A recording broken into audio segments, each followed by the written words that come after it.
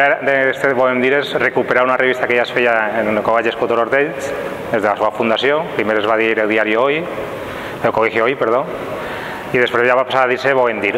Era una revista feta pels alumnes i com que s'havia perdut en el temps, vam pensar que des de l'associació de pares podem recuperar-la. Pensava que era una bona idea perquè els treballs que fan els alumnes en classe quedaran recollits en algun lloc i no se perderen cada any. Per què en aquest moment?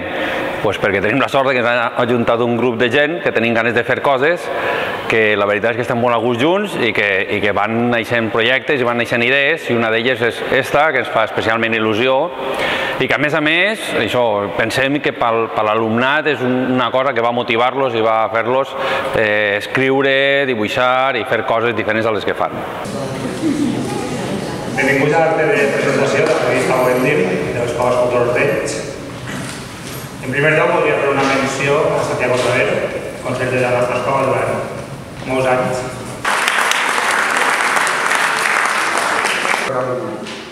Som poble, i som poble per voluntat real. Que se manifesten els nostres fills i els nostres alumnes en una cosa que periòdicament heu decidit tirar endavant.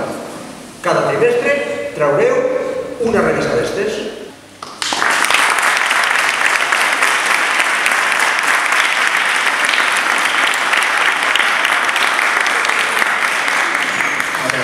Animar la gent a participar i sobretot el que vull dir és que per a mi la revista és com posar en valor el paper i el llapis. Ara que vivim en temps de pantalles, de mòbils i ordenadors, és conservar un valor que té la humanitat, que és la capacitat d'escriure i d'expressar-se per escrit. I per suport de Santiago que té... Respecte a una nova modèstia, molt activa.